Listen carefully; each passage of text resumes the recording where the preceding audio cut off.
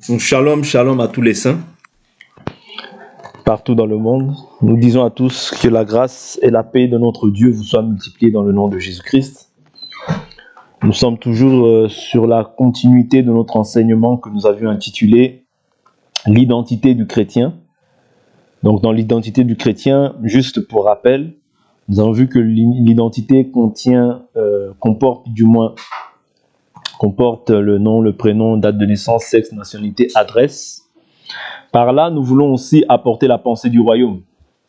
Vous voyez, et l'identité signifie le caractère de deux choses identiques. Et en cela, nous voulons voir la similarité qu'il y a entre Christ, Jésus. Vous voyez, quand je prends Christ ici, je prends Jésus, la personne de Jésus qui s'est manifestée dans la chair, ainsi que nous qui sommes dans la marche. Vous voyez, et de ceux qu'il a bénéficié, quelle était son identité? Parce que la Bible nous dit, tel il est lui, sur cette terre, tel nous sommes. Donc nous sommes en train de voir aussi les noms, ouais, à quel moment nous sommes nés selon Dieu.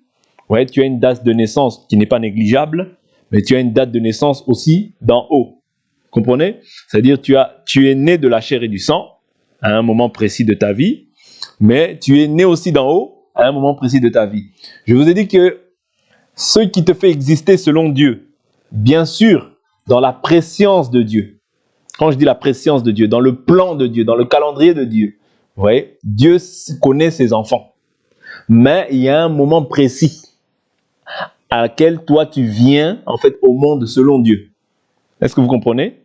Bien que même il y en a encore aujourd'hui qui sont peut-être dans le monde et encore païens, mais s'ils sont de Dieu, Dieu les connaît. Ils peuvent être encore dans le paganisme à fond, mais s'ils sont de Dieu, Dieu les connaît, mais au moment opportun, Dieu les appellera. Voilà pourquoi l'Écriture nous dit ne jugez rien avant le temps.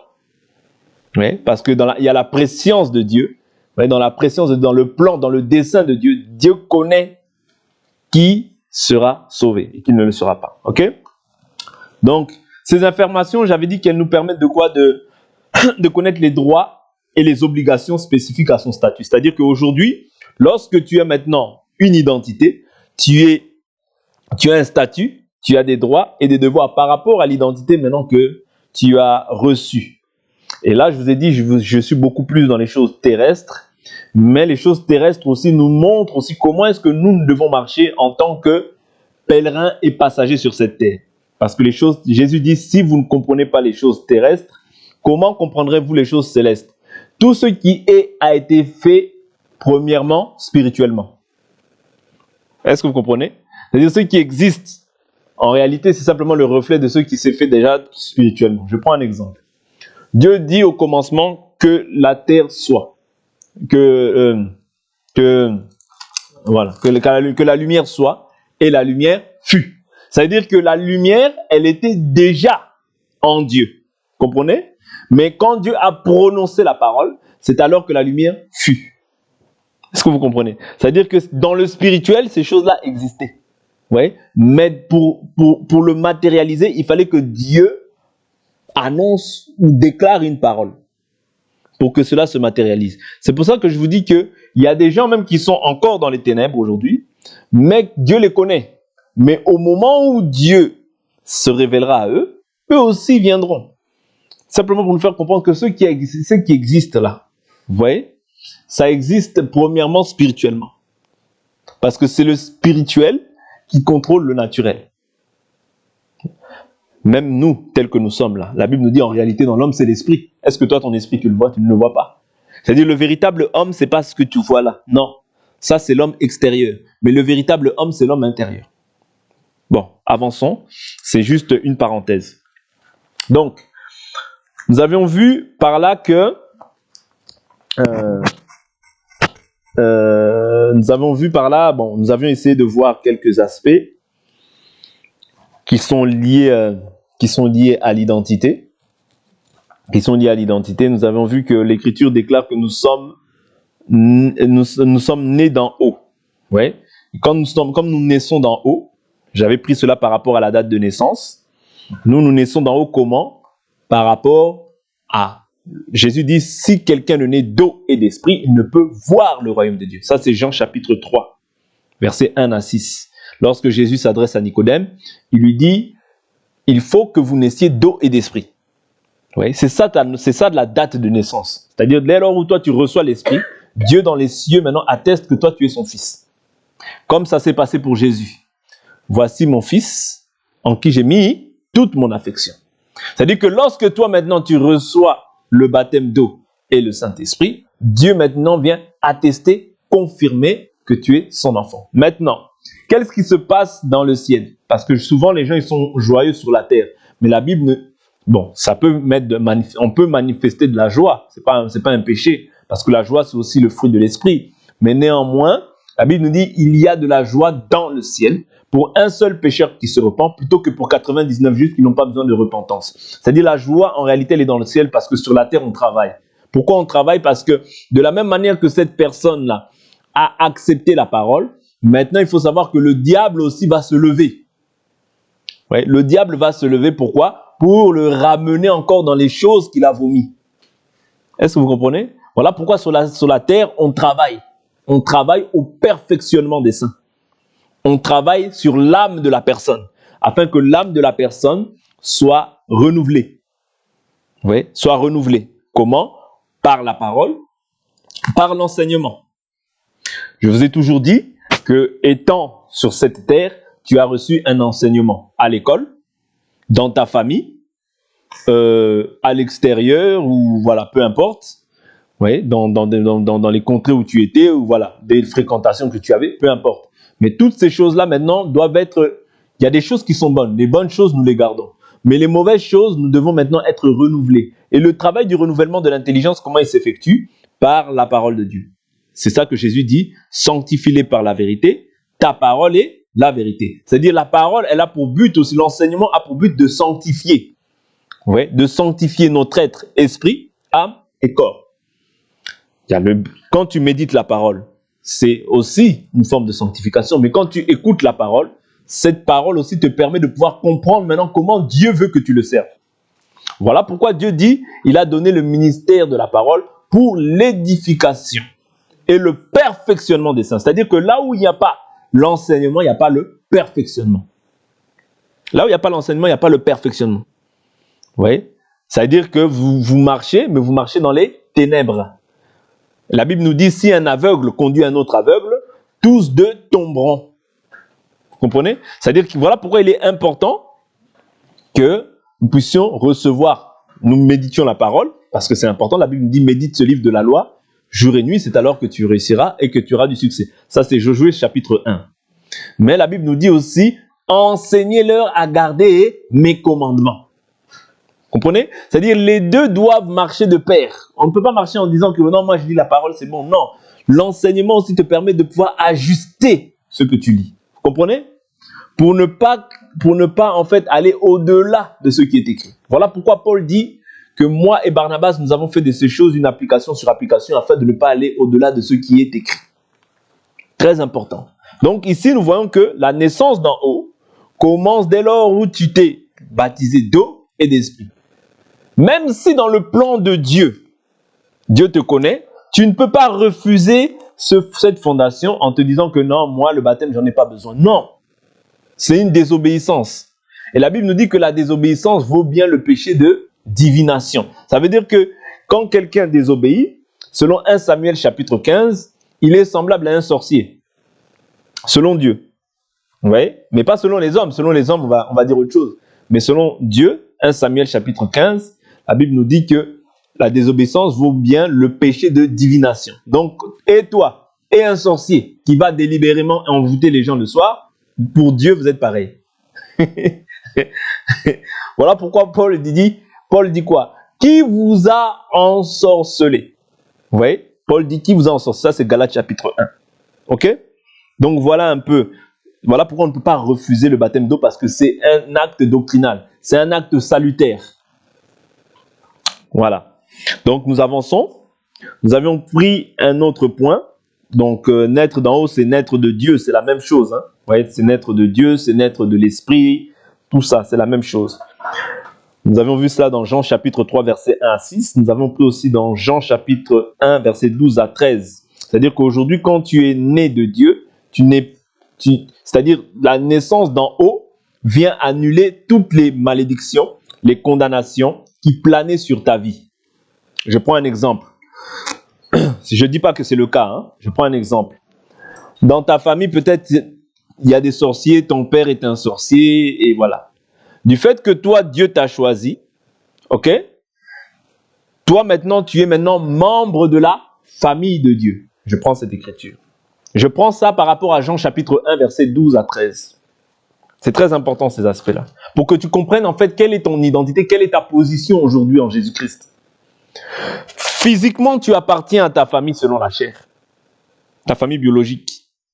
Mais spirituellement, tu n'appartiens plus à cette famille-là. Vous comprenez?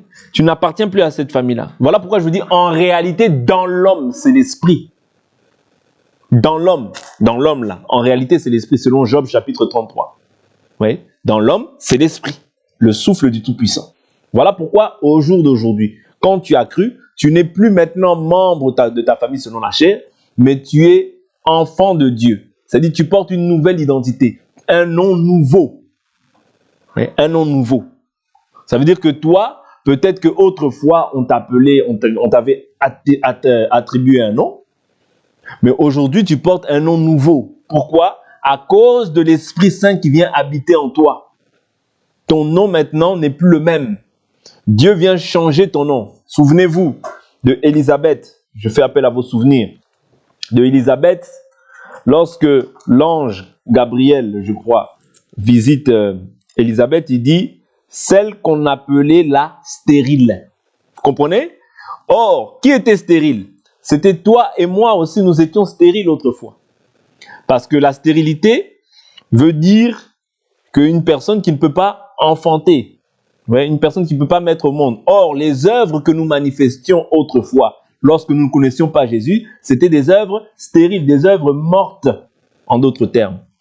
Oui, parce que tu ne pouvais pas enfanter, tu ne pouvais pas concevoir. Or, la Bible nous dit, celui qui a le Fils a la vie, mais celui qui n'a pas le Fils n'a pas la vie. Or, le fait de ne pas avoir la vie, c'est forcément que tu es dans les ténèbres. Et quand tu es dans les ténèbres, tu manifestes aussi des œuvres qui ne sont pas à la gloire de Dieu. Est-ce que vous comprenez? Impudicité, débauche, haine, calomnie, grossièreté, bouffonnerie, propos insensés, magie, hostilité, discorde. Voilà, toutes ces choses-là, c'était ton partage. Voilà pourquoi maintenant que toi, tu as cru, tu n'es plus une personne stérile, mais tu es une personne qui a la vie. Pourquoi tu as la vie? À cause du Fils qui est en toi. Oui. Le Fils est en toi, il apporte la vie. Et cette vie-là doit être accompagnée, manifestée d'œuvres. Des œuvres de justice. Et non plus des œuvres de stériles. Oui. Parce que la stérilité ne peut plus être le partage d'un enfant de Dieu. Voilà pourquoi la Bible dit quoi? Dans le livre de Exode, l'écriture que j'ai donnée, c'est Luc chapitre 1. Luc chapitre 1.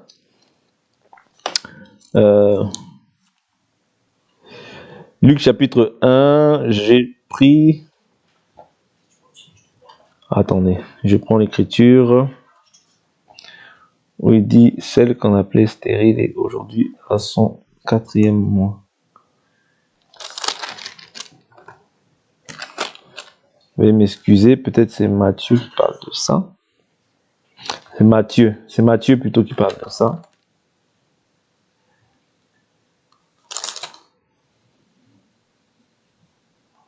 Non, c'est pas Matthieu, c'est Matthieu qui parle de ça.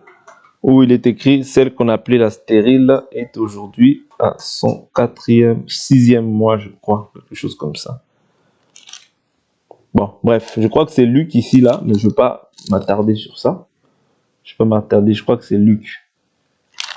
Luc. Voilà, Luc chapitre 1, verset 36. L'Écriture nous dit, voici qu'Élisabeth, ta parente, a conçu elle aussi un fils en sa vieillesse. Et celle qui était appelée stérile est dans son 6e mois. Est dans son 6e mois. Donc ici, on voit qu'elle était appelée stérile. Tous nous avions un nom. Et je vous avais dit que le nom que nous portions autrefois, c'était le nom de notre ancien père. Qui était notre ancien père? À tous, c'était le diable. Parce que Jésus dit, vous avez pour père le diable car vous voulez accomplir ses désirs. Ça, c'est Jean chapitre 8 qui nous parle de ça. Ouais. Or, tous ceux qui sont sous la domination, sous l'emprise du diable, ils ont pour père le diable. Ils ont pour père le diable. Parce qu'ils accomplissent sa volonté, ils accomplissent ses désirs. Ouais. Et ils vivent dans le péché. Or, toi, un enfant de Dieu, tu peux manifester, il peut arriver que tu manifestes une œuvre, mais tu ne marches pas dans le péché. C'est ça la différence. Voilà pourquoi la Bible nous dit, si quelqu'un dit qu'il est, si quelqu'un dit qu'il est dans la lumière et qu'il marche dans les ténèbres, il ment, la vérité n'est pas en nous, en lui. Vous comprenez? C'est-à-dire qu'il y a une différence entre trébucher et marcher. C'est-à-dire, toi, tu ne peux pas marcher dans le péché. Tu ne peux pas vivre dans cette voie-là. Tu ne peux pas marcher dans cette voie-là. Pourquoi? Parce que aujourd'hui, tu as été racheté. Tu n'es plus stérile. Mais autrefois que quand tu étais stérile, tu marchais dans cette voie-là. Vous comprenez? Mais il peut arriver qu'aujourd'hui, tu trébuches. C'est ça la différence. Voilà pourquoi il dit que, par la suite, qu'est-ce qu'il dit dans le livre de 1 Jean? Il dit que si nous avons péché, nous avons auprès du Père, je prends l'écriture, je ne veux pas écorcher l'écriture, veuillez m'excuser. Je n'avais pas prévu, mais ça me vient à l'esprit, donc je le donne. 1 Jean chapitre 1, verset 6. Si nous disons que nous sommes en communion avec lui et que nous marchions dans les ténèbres, nous mentons et nous ne pratiquons pas la vérité. Vous voyez? Marcher. Ici, il emploie bien le verbe marcher. Vous voyez? Marcher dans les ténèbres. Et il dit, mais si nous marchons dans la lumière, comme il est lui-même dans la lumière, nous sommes en communion les uns avec les autres et le sang de Jésus, son Fils, nous purifie de tout péché. Or, comment ça se fait qu'on est dans la lumière, mais le sang de Jésus nous purifie? Cela voudrait dire que dans cette chair, il y a toujours la souillure. Vous comprenez? Mais Dieu te donne une option de pouvoir en sortir de cette souillure. C'est par le sang de Jésus qui te purifie de tout péché. Voilà pourquoi l'enfant de Dieu, qu'est-ce qu'il fait? Lorsqu'il a péché, il demande pardon. Seigneur, il confesse son péché. La Bible nous dit, si vous confessez vos péchés, il est fidèle et juste pour les pardonner. Tout péché non confessé, c'est un péché non pardonné. Quand je confesse, je ne confesse pas, Seigneur, pardonne-moi mes péchés. Non, quand je confesse, je dis, Seigneur, j'ai volé, pardonne-moi mon vol. Vous comprenez? C'est comme ça qu'on confesse. Seigneur, j'ai menti, pardonne mon mensonge. Vous comprenez? Donc c'est ça, c'est la confession, c'est-à-dire confesser le péché que tu as commis. Okay? C'est alors que la conséquence, en fait, c'est pas invoquer le sang. Non, la conséquence du fait de demander pardon, la conséquence maintenant du pardon, c'est que le sang de Jésus spirituellement te purifie. Est-ce que vous comprenez? Le sang de Jésus, dès lors où toi tu dis, Seigneur, pardonne-moi, la conséquence de cette chose-là, du fait que tu as demandé pardon, le sang de Jésus-Christ spirituellement te purifie. Oui. Et il purifie aussi nos consciences des œuvres mortes. Je prends l'écriture. En fait, le fait de demander pardon, je répète, c'est important de savoir ça. Pour ne pas qu'on se livre à des pratiques d'invoquer le sang, de demander à ce que le sang nous purifie. Non, le sang, en fait, la confession, ok? La confession, quand tu confesses, la conséquence de ta confession, c'est la purification. Je sais pas si je me fais comprendre. Le fait que toi tu aies demandé pardon Seigneur, j'ai fait ça, j'ai volé. Pardon Seigneur, j'ai critiqué. Pardon Seigneur, j'ai calomnié. Pardon Seigneur, j'ai convoité une femme. Donc comme je convoite une femme, j'ai commis déjà adultère avec elle. Maintenant, Dieu, comme tu as demandé pardon, c'est lui maintenant il fait son travail. Son travail c'est quoi? C'est de te purifier. Vous comprenez? C'est ça ta nouvelle identité. Autrefois, tu n'étais pas pardonné. Autrefois, tu étais ennemi de Dieu. Mais à cause de l'œuvre qui a été accomplie à la croix, tu es devenu maintenant enfant de Dieu. Mais enfant de Dieu, il faut connaître maintenant tes limites. Quelles sont tes limites pour ne pas aller au-delà de ce qui est écrit? Voyons un peu l'œuvre du sang. Voyons un peu l'œuvre du sang. Ici, on a vu déjà la première conséquence du sang, c'est-à-dire que lorsque je confesse, parce que l'écriture est claire, hein, tant que nous sommes dans cette chair, nous sommes éloignés du Seigneur. Même si tu fais tout ce que tu veux, l'écriture a dit déjà. Bon, je vois que Dieu me conduit comme ça. Allons dans un livre de 1 Corinthiens. Allons dans le livre de 1 Corinthiens. 1 Corinthiens, j'aime bien cette écriture. Ça va nous aider. 1 Corinthiens, j'aime bien cette écriture. C'est 2 Corinthiens, veuillez m'excuser. 2 Corinthiens, veuillez m'excuser. Donc l'écriture dit quoi? 2 Corinthiens 5, verset 1. Nous savons en effet que si notre demeure terrestre, qui n'est qu'une tente, est détruite, nous avons dans les cieux un édifice qui est l'ouvrage de Dieu. Une demeure éternelle qui n'a pas été faite par la main des hommes. Aussi nous gémissons dans cette tente désirée de revêtir notre domicile céleste par-dessus l'autre. Si du moins nous sommes trouvés vêtus et non pas nus. Car, je prends le verset 6 au verset 6. Nous sommes donc toujours pleins de courage et nous savons qu'en demeurant dans ce corps, retenez bien cette écriture, nous savons qu'en demeurant dans ce corps, nous demeurons loin du Seigneur. Ouais. Dans ce corps, nous demeurons loin du Seigneur. Voilà pourquoi Paul dit, je traite durement ma chair, afin de ne pas être disqualifié. Parce que c'est dans ce corps que réside le péché, les désirs, les convoitises, les envies qui ne sont pas par moments conformes à la volonté de Dieu. Vous comprenez? Dans ce corps, tu es éloigné du Seigneur. Voilà pourquoi la Bible dit, marchez par l'esprit. Vous n'accomplirez pas les désirs de la chair. Très important. C'est ça ta nouvelle identité. Marcher par l'esprit. C'est-à-dire un autre te conduit. Tu ne te conduis plus toi-même. Parce que si toi-même tu te conduis, tu ne verras pas Dieu. La conséquence de vouloir se conduire soi-même, c'est de ne pas voir Dieu. Mais si tu laisses ta vie à un autre, c'est-à-dire au Saint-Esprit, là tu verras le Seigneur. Parce que le Saint-Esprit, l'œuvre qu'il a accomplie, c'est quoi? C'est de te racheter de l'emprise dans laquelle tu étais, c'est-à-dire de ton ancien maître, le diable. Voilà pourquoi Jésus dit, je ne vous laisse pas orphelin, je viens vers vous. Comment est-ce qu'il vient vers vous, nous, Jésus? Sous la forme de l'Esprit. Ouais, je ne vous laisserai pas orphelin, je viens vers vous. Or, en quoi toi et moi nous sommes orphelins aujourd'hui? Nous sommes orphelins par rapport à notre ancien père qui dominait sur nous. C'est-à-dire notre ancien père est mort pour que nous vivions maintenant pour un autre, c'est-à-dire Jésus. Cette écriture-là, nous pouvons la trouver dans le livre de Jean. Jean chapitre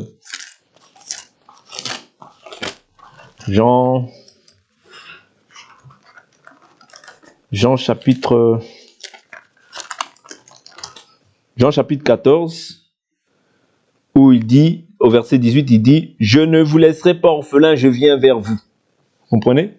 C'est-à-dire que autrefois, tu avais un père, mais ce père-là est mort. Comme j'ai dit, c'était le diable qui régnait dans ta vie. Mais maintenant, celui qui vient régner dans ta vie, c'est qui? C'est Jésus. Oui, c'est ça l'œuvre du rachat. C'est-à-dire qu'aujourd'hui, tu as été racheté. Oui, aujourd'hui, tu as été racheté par le sang par lequel Jésus s'est offert. Oui, donc le deuxième rôle du sang aussi, si on peut le dire ainsi, c'est de te racheter.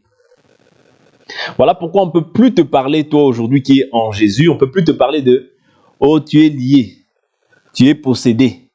On ne peut plus te parler de ça. Quelqu'un qui te parle de ça, coupe les liens. Il n'a pas compris l'évangile. Oui. Coupe les liens, coupe. Tu vas couper, tu vas te fatiguer. Tu vois? Tu vas couper, tu vas te fatiguer. Pourquoi? Parce que tu ne comprends pas en fait la dispensation dans laquelle on est. On est dans une dispensation où Jésus a mis un terme à tout ce qui est lié à ton ancienne vie. Quand on parle de liens aujourd'hui, Paul parle des liens, mais il en parle comment? Il en parle comment? Il n'en parle pas comme étant un lien qui est lié à maman, papa, oncle, tata moissi, tout ça. Non. Paul en parle comme étant les tribulations, les persécutions. Je prends les Écritures. C'est ça que Jésus a accompli. C'est-à-dire, par le sang, il t'a racheté. Jésus, à la croix, il a dit, tout est accompli. Mais aujourd'hui, on va te parler des sorciers. Oh, les sorciers de ton quartier. Oh, les sorciers de ta famille. Non, toi, tu dois aimer le sorcier. Tu dois aimer le sorcier. D'ailleurs, si tu veux, la meilleure arme pour un sorcier, c'est de l'aimer. Je vous dis la vérité. Hein. Parce que le sorcier ne sait pas aimer. Toi, pour pouvoir asservir le sorcier, il faut seulement lui donner l'amour. Donne-lui l'amour. L'amour, c'est une grande arme. La Bible nous dit, en ceci, Dieu prouve son amour. Alors que nous étions païens, Christ est mort pour nous. Quand tu aimes le sorcier va fuir par lui-même. Je vous assure, hein, l'amour, aimer, faire du bien. Ouais, même quand quelqu'un te fait du mal, fais-lui du bien. Même si tu sais que c'est un sorcier, aime-le. Aime-le, prie pour lui. Ne le fuis pas. Non. Mais aujourd'hui, oh non, ton père, oh non, ta mère, oh non, celui-là. Non, non, non, ça c'est un faux évangile. Oui, un faux évangile. L'Écriture nous dit, si ton ennemi a faim, donne-lui à boire, donne-lui à manger. S'il a soif, donne-lui à boire. Car en agissant ainsi, ce sont des charbons ardents que tu mets sur sa tête. C'est un jugement sur sa tête, c'est tout. Toi, tu ne peux pas commencer à te venger par toi-même. Non, ça, c'est pas l'évangile. L'évangile nous pousse à l'amour. Voilà pourquoi aujourd'hui, il y a beaucoup de familles qui sont détruites à cause de cette même évangile. Pourquoi? Parce que les gens ont prêché un mauvais évangile. Ouais. Quand ils voient les gens, prie, prie, prie, prie. La personne n'est même pas convertie, mais prie, prie, prie, prie, prie, prie. Mais tu as prié pourquoi? Tu es encore ennemi de Dieu. Il faut d'abord te réconcilier avec Dieu. Repends-toi. C'est ça qu'il faut dire à une personne. Mais les gens, on va ramener les gens aujourd'hui. Priez. Bon, il faut prier. Il faut prier ton... C'est un païen. Mais non, il faut d'abord que la personne elle se convertisse. Tu vois, qu'elle soit baptisée d'eau et d'esprit. C'est alors qu'on peut commencer à prier. C'est alors que Dieu aura les oreilles attentives à ta prière. Parce que la Bible est claire. Hein? Dieu ne peut pas se contredire. La Bible nous dit quoi? Je prends une écriture qui me vient à l'esprit. Merci Seigneur. 1 Pierre. 1 Pierre. Dieu n'exauce pas les pécheurs. Dieu n'exauce pas les pécheurs. Donc, l'écriture nous dit quoi? Voilà. 1 Pierre chapitre 3. Je prends même à partir du verset 9, même par rapport à ce qu'on disait. Il dit, ne rendez pas mal pour mal, ni insulte pour insulte. Au contraire, bénissez, car c'est à cela que vous avez été appelés, afin d'hériter la bénédiction. C'est-à-dire, la conséquence de pouvoir bénir, toi aussi, tu vas hériter aussi de la bénédiction. Oui. La conséquence de ne pas rendre le mal pour le mal, toi aussi, c'est ce que tu vas hériter. Ce qu'un homme sème, il le moissonne. C'est simple. Vous voyez? Il dit quoi? Si en effet quelqu'un veut aimer la vie et voir des jours heureux, qu'il préserve sa langue du mal et s'élève des paroles trompeuses, qu'il s'éloigne du mal et fasse le bien, qu'il recherche la paix et la poursuive. C'est-à-dire la paix, je la recherche, j'attends pas que la paix vienne. Non, je recherche la paix. Mais je dois faire quoi aussi? Je dois la poursuivre. Vous voyez? Il dit car le Seigneur a les yeux sur les justes. Sur les justes. Or, quelqu'un qui est païen, il n'est pas encore juste. Celui qui est juste, c'est celui qui est dans la maison. C'est celui qui porte le nom de Dieu. C'est celui-là qui est déclaré juste. Et le Seigneur nous dit quoi? Et les oreilles ouvertes à leur prière. Vous voyez? Le Seigneur a les oreilles ouvertes à la prière des justes, pas des injustes. Pas des injustes. C'est-à-dire quand l'injuste vient, moi je ne veux pas le repousser. Non, l'injuste, je dois lui dire la vérité. Tu veux que Dieu écoute ta prière. C'est bien, Dieu peut t'écouter parce que Dieu est souverain. Dieu peut t'écouter, il est souverain. Mais néanmoins, selon la ligne de doctrine que nous avons reçue, oui, si tu viens seulement prier, bon, pour prier, non, là tu vas fatiguer les gens. Tu vois? Il faut dire à la personne, repens-toi, ouais, sois baptisé au nom de Jésus-Christ pour le pardon de tes péchés et tu recevras le don du Saint-Esprit. C'est ça qu'il faut dire aux gens. Vous comprenez? Mais aujourd'hui, on flatte les gens. Priez. Non, faut prier. Hein? Moi, je prie. Donc, tout le monde aujourd'hui prie. Tout le monde aujourd'hui prie. Mais tu ne sais même pas pourquoi tu pries. Tu ne sais même pas comment tu pries. Tu sais pas que... Non. C'est pourquoi Jésus a dit, enseignez-leur à garder mes commandements. C'est très important. Parce que tu peux prier. Tu ne sais pas pourquoi tu pries, tu envoies le feu. Tu pries, tu commences à couper la tête des gens. On est dans un tohu-bohu. Aujourd'hui, c'est vraiment un tohu-bohu dans lequel nous sommes. Oui. Vraiment, on traverse des moments qui sont compliqués. Tu vas voir quelqu'un qui est archi païen. Mais, non, moi là, je prie. Bon, bref, que le Seigneur nous aide. Que le Seigneur nous aide. Le sang, quand j'ai vu le sang, donc le sang, nous avons vu premièrement, c'est la conséquence de quand je demande pardon. Donc la conséquence, c'est que je suis purifié. Maintenant, secondement, le sang a pour rôle de nous racheter. Ça c'est par son sang, il a racheté un peuple. Apocalypse chapitre 5. Apocalypse chapitre 5. Tout ça, c'est maintenant la nouvelle identité du croyant. Apocalypse chapitre 5, je prends à partir du verset 9. L'Écriture nous dit, « Et il chantait un cantique nouveau, en disant, tu es digne de recevoir le livre et d'en ouvrir les sceaux, car tu as été immolé et tu as racheté pour Dieu par ton sang des hommes de toute tribu, de toute langue, de tout peuple et de toute nation.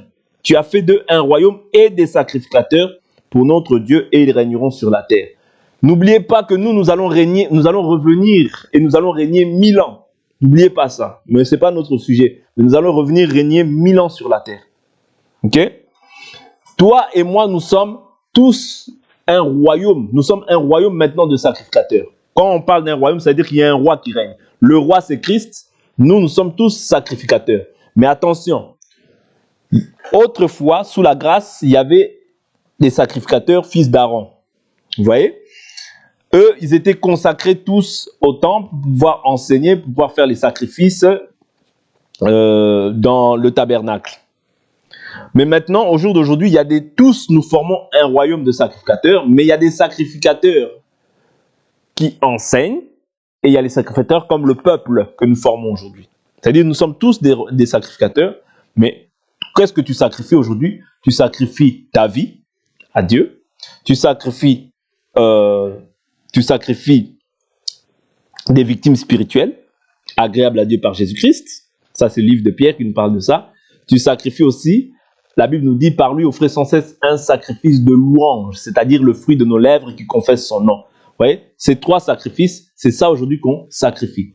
Il y a le sacrifice aussi comme étant l'argent. Vous voyez, tout ce que tu peux donner à Dieu, c'est aussi un sacrifice.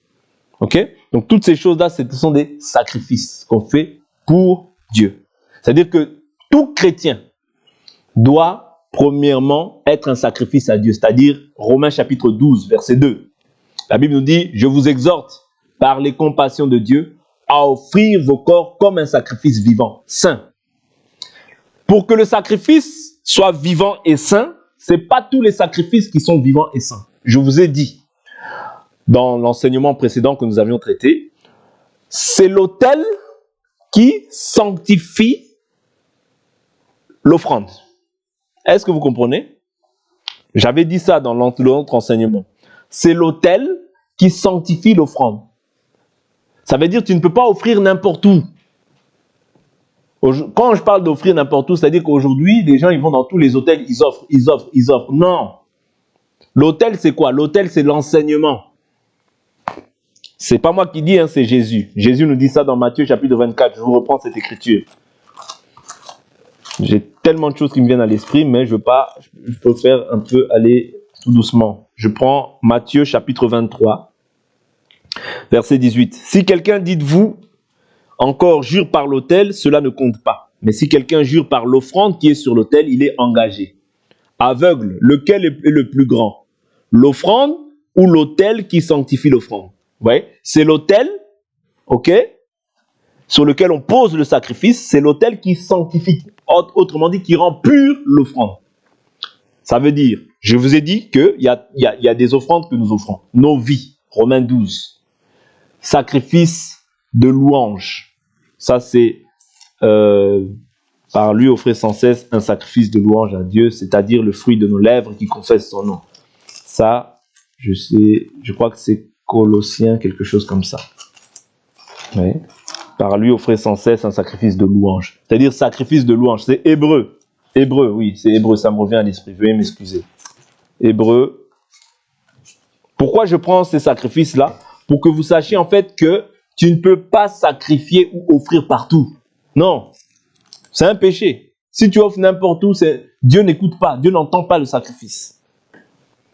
Comprenez un peu? Parce que, admettons, tu offres, mais tu dis par exemple, je tue mon père, je tue ma mère. Tu as offert, hein? C'est un sacrifice. Mais comme l'autel, c'est-à-dire l'enseignement n'était pas bon, tu as offert, mais ce n'est pas sanctifié, ce n'est pas pur. Pourquoi? Parce que ça ne subsiste pas sur le fondement. Or, nous, comme nous avons cru, nous avons un fondement qui ne peut pas être renversé. C'est ce que Paul dit dans le livre de 1 Corinthiens chapitre 3. Il dit que chacun prenne garde à la manière dont il bâtit dessus, car personne ne peut poser un autre fondement, à savoir Jésus-Christ. Pourquoi Dieu répond? Dieu répond pas parce que tu fais tu cries ou tu pries fort. Non. Dieu répond parce que le modèle est respecté. Je prends un exemple. Si tu vois déjà une femme qui commence à enseigner, même si elle fait des miracles, comme le modèle déjà n'est pas respecté, Dieu n'est pas là. Ça veut dire que quand toi tu vois ça, prends ta Bible, sors. Sors, il ne faut pas avoir honte. Parce que, c'est-à-dire, pourquoi Élie, lorsqu'il était parti avec les prophètes de Baal, eux, ils ont fait beaucoup de choses. Hein. Ils ont prié de 6 heures jusqu'à midi. Mais Élie, il n'a pas fait beaucoup de choses. Il a juste posé le fondement correctement. Il a dit, Éternel, qu'on sache aujourd'hui que je suis ton serviteur. Et le feu est descendu. Vous comprenez?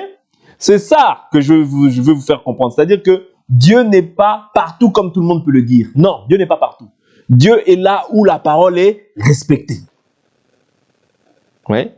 Voilà pourquoi il dit, c'est l'autel qui sanctifie le sacrifice. C'est pas le sacrifice qui sanctifie l'autel. Non.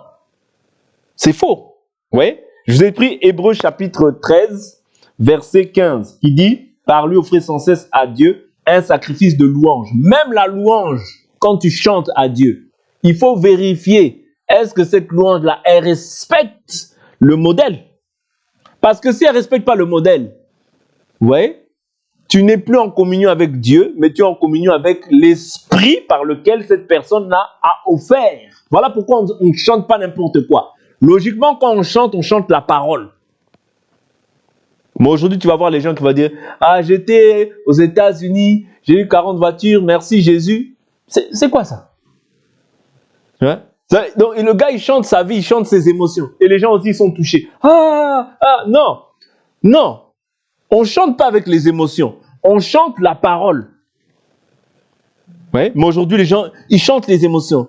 Ah, Seigneur, merci, je suis allé aux États-Unis. Seigneur, merci, je suis allé à Madagascar. Seigneur, non, ça n'édifie en rien. Ça n'édifie en rien. Ouais. Il faut toujours que tout ce qu'on fait, ça puisse édifier ta foi. Ouais. C'est ça sur quoi tu dois être bâti. C'est-à-dire le sacrifice de louange, le sacrifice comme étant ta vie, mais le sacrifice aussi comme étant, j'avais dit quoi? Comme étant aussi la prière. Ça c'est 1 Pierre chapitre 2. 1 Pierre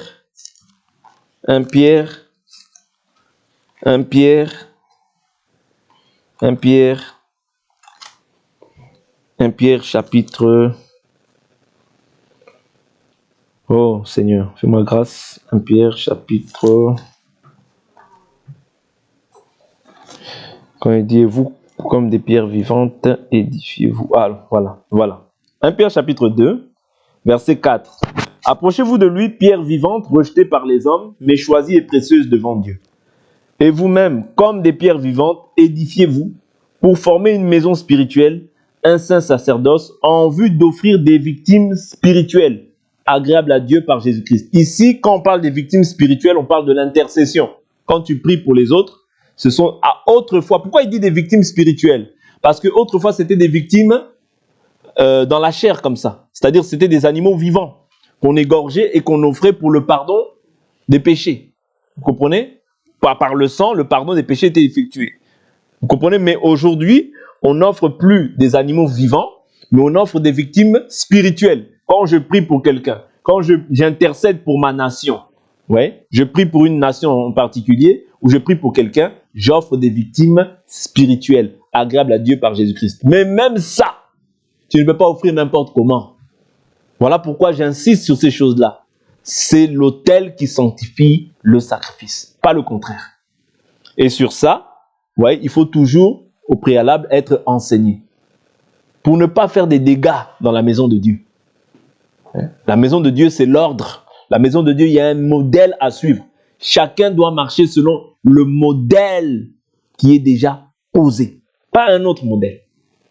C'est simplement pour que la gloire de Dieu soit avec nous. Pour que nous conservions Dieu, c'est pas difficile, mais ça peut être aussi difficile. C'est-à-dire que comment est-ce que ça peut être difficile? C'est quand chacun veut faire comme il veut. Là, Dieu ne sera pas glorifié. Mais pour que nous conservions la présence de Dieu, il faut que chacun marche selon la volonté de Dieu, selon le modèle que Dieu a posé. C'est ça. Ouais. Selon le modèle que Dieu a posé. Nous, on marche, nous, on bâtit, on ne bâtit pas avec nos raisonnements. Oh, tu vois, là, je vois que maintenant, les gens, dans les églises, on commence à mettre des jeux de lumière. Toi aussi, tu commences à vouloir mettre des jeux de lumière. Oh, tu vois, je vois que les gens, ils mettent des banderoles. Toi, maintenant, modèle biblique. C'est où? Non, mais frère, il faut innover. Toi, tu es trop archaïque. Jésus a dit, il est le même hier, aujourd'hui, éternellement. Il ne changera pas. Si toi, tu veux changer, change. Mais Jésus ne changera pas. Oui? C'est ça le problème qu'on a aujourd'hui. C'est-à-dire qu'on veut voir comme les autres, faire comme... Non, reste dans ce qui est écrit. C'est ça ton salut. Ne cherche pas à vouloir ramener des choses, ramener tes pensées, ramener une innovation, ouais, mais qui ne trouve pas de fondation dans la parole. Si ça ne trouve pas de fondation, on rejette en bloc. Oh, mais moi, j'ai ceci. On rejette. Ça n'a pas de fondement. On rejette. Ouais. Pourquoi? C'est pour ton salut. C'est comme ça que tu te gardes. Mais si tu commences à vouloir, non, l'innovation, non, qu'est-ce que non, vraiment, maintenant, les gens, ils sont comme ça dans les églises. Non, non, non, non, non. Ouais. Ce n'est pas l'œuvre d'un homme, c'est l'œuvre de Dieu. Voilà pourquoi on doit demeurer dans le chemin. On doit demeurer dans la fondation. Pourquoi? Pour garder le salut, pour garder la présence de Dieu. Oui. Donc c'est très important de comprendre ça. Je vais terminer là, je prends un autre aspect du sang, parce que je n'avais pas terminé, veuillez m'excuser. Si Dieu permet, on continuera demain. Je prends juste une dernière écriture, supportez-moi. Je prends une dernière écriture, Hébreu. Donc j'avais dit premièrement que le sang, la conséquence du fait de confesser, c'est que ça nous purifie. La conséquence, le sang aussi fait l'œuvre de racheter l'homme. Et le sang aussi sanctifie la pensée. Ouais, sanctifie la pensée. Je suis dans le livre de Hébreu. Hébreu. Que je trouve cette écriture. Que Dieu me fasse grâce. Voilà, merci Seigneur. J'ai trouvé vite. Hébreu chapitre 9, verset 13. L'écriture dit quoi? Car si le sang des boucs et des taureaux et la cendre d'une génisse qu'on répand sur ceux qui sont souillés, les sanctifie de manière à purifier la chair. C'est-à-dire, autrefois, sous la loi, le sang, qu'est-ce qu'il faisait? Il purifiait la chair. Mais pas l'esprit. C'est-à-dire, il n'allait pas au-delà de cela. Il purifiait juste la chair. Il dit, combien plus le sang du Christ, qui, par l'Esprit éternel, s'est offert lui-même sans tache à Dieu, purifiera-t-il notre conscience des œuvres mortes? Oui. C'est-à-dire le sang ici, qu'est-ce qu'il fait? Il fait l'œuvre de la purification de la conscience des œuvres mortes. Je pense peut-être dans ma conscience, je pense à une femme, ou bien je pense à voler de l'argent à quelqu'un, ou bien je pense à faire la débauche, je pense à faire n'importe quoi. Vous voyez? Le sang de Jésus est là aussi pour purifier ta conscience des œuvres mortes. C'est ainsi que l'Écriture nous dit dans 1 Thessaloniciens 5, 23 que tous votre être soit conservé pur et irréprochable jusqu'à l'avènement du Seigneur, l'esprit, l'âme et le corps. Oui, c'est ça qui doit être conservé irréprochable pour que Dieu soit avec toi et qu'il marche avec toi. Que l'Éternel Dieu nous bénisse. Pour aujourd'hui, on s'arrête là et nous allons prier.